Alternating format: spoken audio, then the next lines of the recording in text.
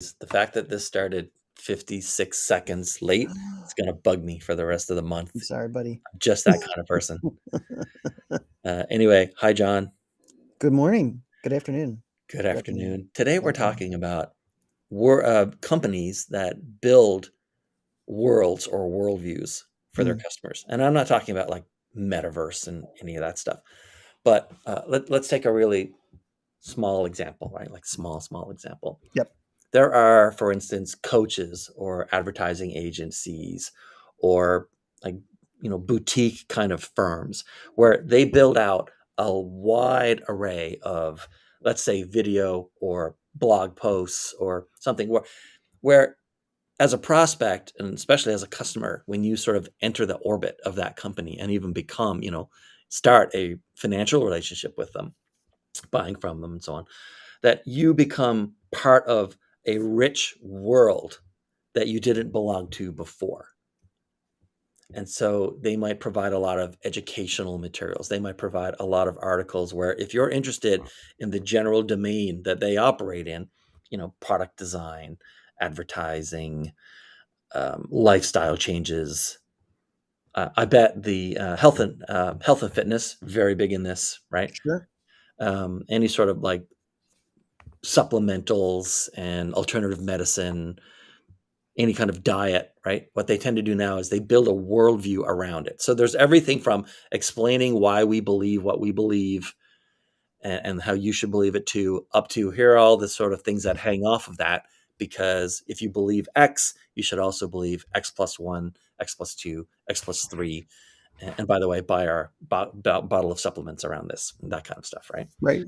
So some companies, they go in knowing that if you're going to compete in that space, you need to have your own worldview of this, right? So let's stay with diets for a second, right? There's an Atkins world Sure. versus a Weight Watchers world versus I don't know, name some other diet. Um, South Beach, is that one of them? Is that still around? South So like, Beach is still around. right. So Sure. that all kind of thing, or else sometimes they're for alternative medicine or health, they'll build it around the personality, whether or not whether or not this is what this doctor is like at home, the Mhm. personality of a doctor or some Yes. other health expert and professional, right? And so some of them know that if I'm going to be in this business and I'm going to compete, I can't just like sell X. I need to have a worldview and a richer experience where people who are really going to become super fans will want to consume all of the stuff that I've built for this world. And people who are just casually looking will feel safer about making the initial purchase, knowing that there's a lot there, right? I don't need to know everything that's in Walmart. I just need to know that there's a really good chance that if I want something, it's probably in Walmart. Right. And so Walmart makes sense for me to go to a place, right? In fact, the only time I don't go to a Walmart is if I think it's going to be busy. Me too. That's basically the only time I would ever go to a Yep. Target. And in my town, Target and Walmart are like literally next to each other. You can walk from one to the other in a minute or two. So, I mean, in a way, Walmart, I don't think Sam's Club has the same kind of like world built for people, but Walmart definitely does. Costco Mhm. definitely does. And the Target, definitely, Target, right? Target definitely does. You enter their world, you become a Target person, you become a Costco person, Right. and you It's start funny interacting with them. in my particular town where I live, Target and Walmart are like right across the street from each Yeah. other. So there is a little more of that kind of worldview because of their proximity. Yeah, there's like a stark visual Yeah, but difference it's not between the that's two, not right? normal. You're right. That's not the normal Yeah. tendency. One definitely has more of a kind of worldview. Sam's Club is trying to have more of that. They spend more time saying we're part of Walmart. We'll deliver things to you quickly, that kind of a thing. Right. So they're working on that. Now, I guess my question is, if you're in a business, especially a small business, where you like haven't gotten going yet, or you're thinking about whether or not it makes sense to like, sort of flesh out and build a world that your customers will enter and be part of, right? And I'm not talking like a monthly membership kind of thing, but just because obviously there's no, well, I guess there is now because there's Walmart Plus, but there's no like monthly membership for nearly anyone at Walmart, right? But the idea is that should I build that out and make sort of a richer, immersive, multi-directional experience for my prospects and my customers? And when does it make financial sense to do that? Like, what do you think? Like, I mean, let's pick any business, right? Let's pick like a 3-year old. I'm just making this up. Let's pick a 3-year old design agency that does sort of motion graphics, and graphic design for websites and Home Depot and a Right, right, variety right. of customers. Would it make sense? Does it make sense in the B2B world at all to create a world? Let's start with that versus B2C. What do you think? I think it does. Why? I think it's one of those things that makes you stand out. If you kind of create a world around what you're doing, it makes you stand out from the crowd.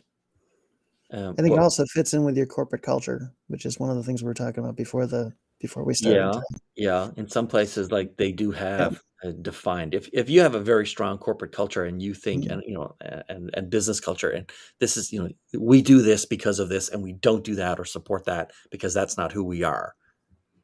Then you can attract those kind of like customers as fans for sure. But let's say it was going to take a year and an extra 10 hours a week for a year Mhm. to build Mhm. out that sort of immersive, multi-directional world that your customers enter. I guess, I mean, first it will come down to how much is that going to cost you, Mhm. dollar wise, to do that.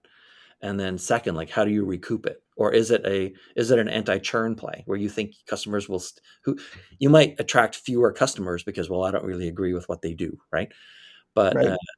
but then the other person, absolutely, that's like those are my people. I need to be with this company. I need to work, and buy from them, right? It could be an anti-churn move where you think you'll keep people longer, and so you're extending and growing the lifetime value of that customer. It So can it be makes that sense because I to feel like they're part of build around it. something bigger. Yeah, I think, Dr. Vogelman was saying, what about the whole metaverse coming up for totally immersive shopping experiences? So Facebook is definitely looking at that. They're coming up with that whole immersive experience of you being online, the right. shopping experience, all of those different pieces. They're certainly a good example. I was trying to think of another corporate business to business example off the top Yeah, of my head because I don't usually think in that realm, unfortunately.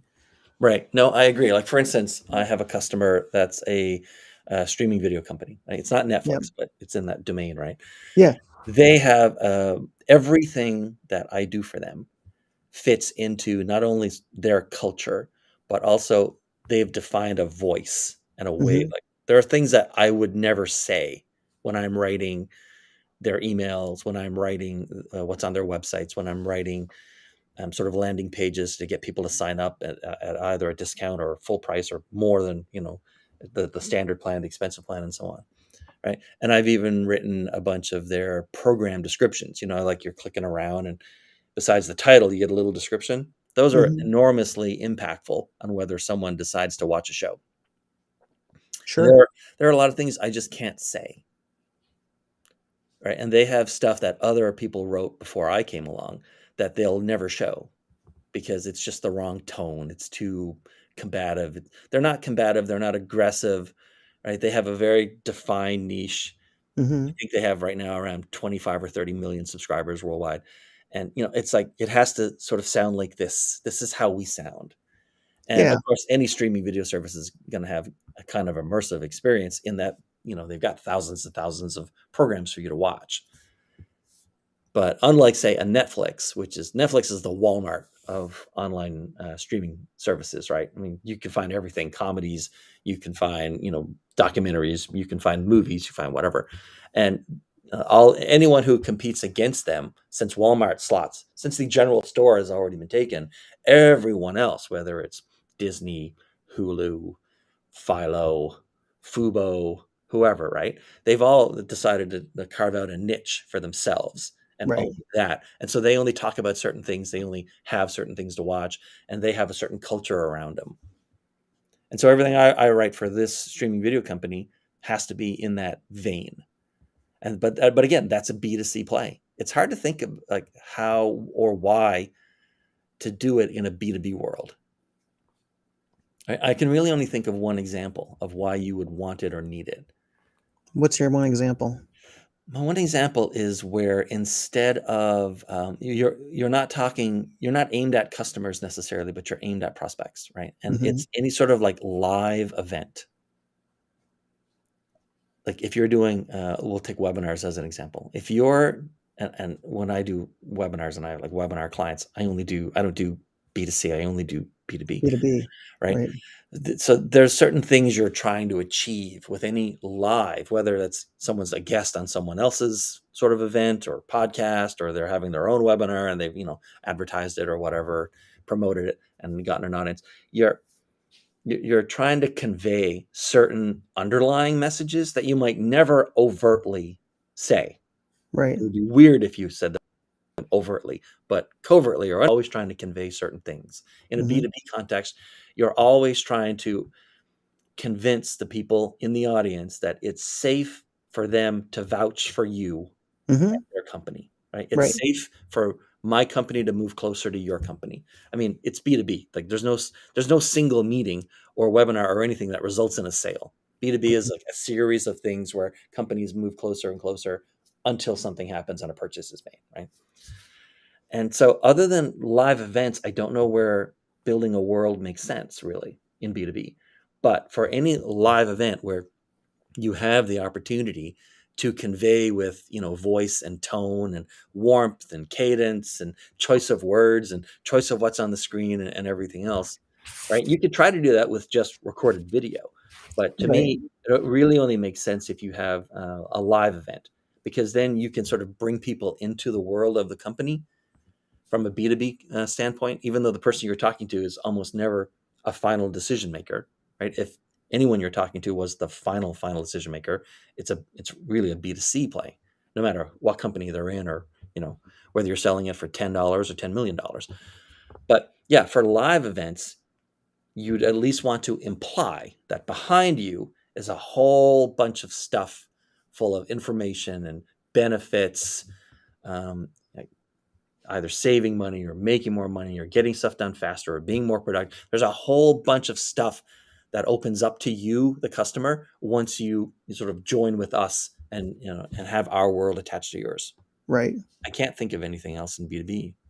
Now, most of the stuff that I keep thinking of are, companies that are B2B and B2C.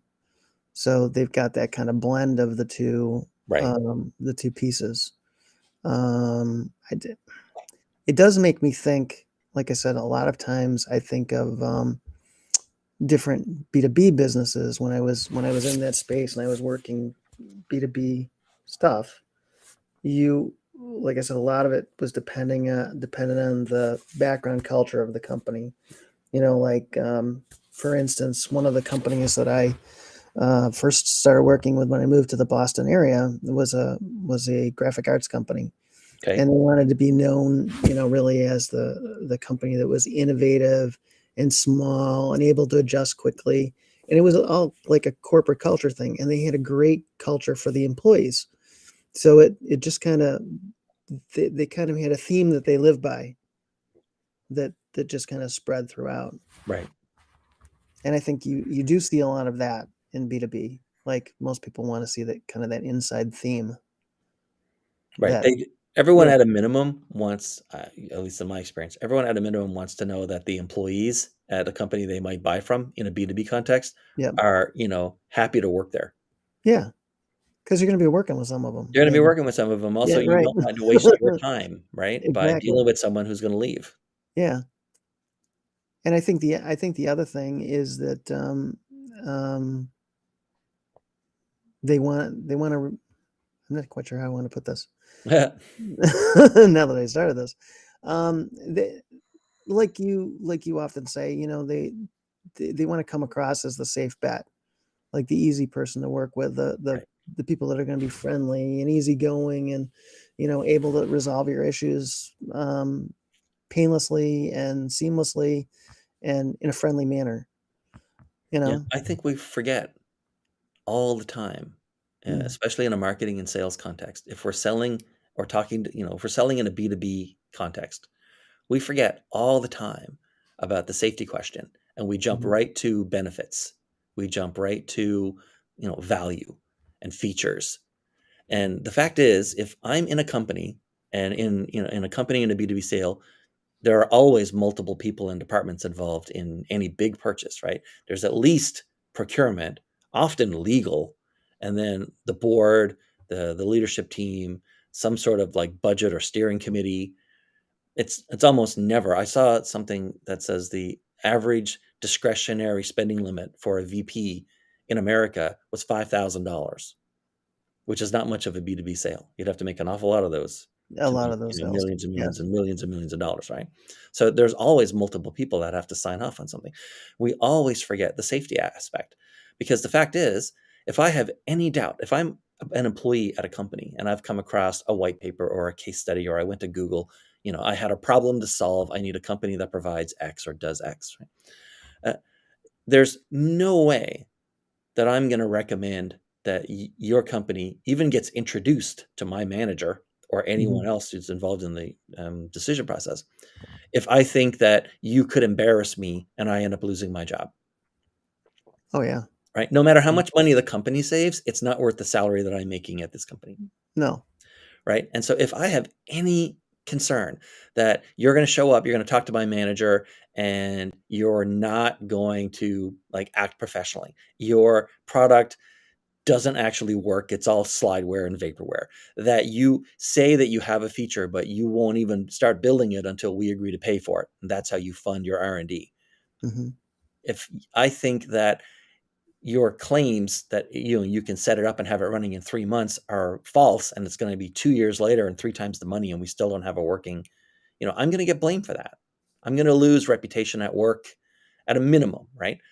My boss is not going to take me as seriously when I say, hey, this other company could also solve this other problem that we have. Right? Somewhere in the back of my Right. boss's head, she's thinking, you kind of messed up on the last one. So Mm. everything you tell me about this, I kind of like have to take it with a grain of salt. And Right. so, we forget the safety question, and it's Mhm. really someone in an earlier session, I forget what it was, someone maybe a few weeks ago was talking about how asked if there's a difference between marketing and sales, and we talked about how marketing is a one to many kind of communication job, Mhm. and sales is much more often a one to one or one to a few kind of communication job. One thing that I've been working through for an outbound campaign this week is explaining that it's marketing's job to convey safety, that you're safe if you talk to us. It's safe if Mhm. have an initial conversation with sales. You're not going to be embarrassed, Yeah. if your boss Convey talks to us, overall right? convey overall message and Right. congruency. See, sales can also do that, but it's 10 or 100 times harder to get the initial meeting Right. if that work hasn't been done ahead of time. Yes. And so it's marketing's job to lay that groundwork. Oh yeah, they've got a nice logo. They've got a nice website. They seem very professional. I attended a webinar, and like they had their senior, expert in charge of analytics on there. That guy really seemed to know what he was doing. Like even there's a whole like costly signaling aspect to this, right? Their slides even seemed like they had stock images, and they even seemed like they knew what they were doing. The guy was smooth. He was professional. He wasn't salesy, but he definitely seemed to know what he was doing. He communicated really well. These guys might be okay. I'll take a step further with them. Sales showing up and saying, "Hey, you can trust us. Now let's talk." Yeah. Right? Much, Mer much harder for a salesperson, an individual salesperson, to get over the safety hurdle. And it's not that getting over the safety hurdle gets you the sale, like we've said before. It's just that no sale will occur unless the safety hurdle is cleared. And it's really marketing's job to clear the safety hurdle, sales' job to pick up the ball and take it the rest of the way. So that's yeah. So Dr. V's saying some interesting stuff over here. I've been reading along here. Um, One thing they said is marketing makes sales easier. It certainly makes sales easier, but it's also about messaging and filtering out the right people to make sales too. Right. Um, what if your marketing does so well that people just buy without ever interacting with a salesperson? It happens a lot these days. The Yeah. marketing message is so good that you've filtered out and had just the appropriate message that you really don't need a big sales force to sell it. I can tell you that even in end-to-end, like B2B high level sales, multi-million dollar type of multi-hundreds of thousands or multi-millions, nearly at this point, 2 years ago, it was 65%. By now, it might be 68 or 69 or 70% Mhm.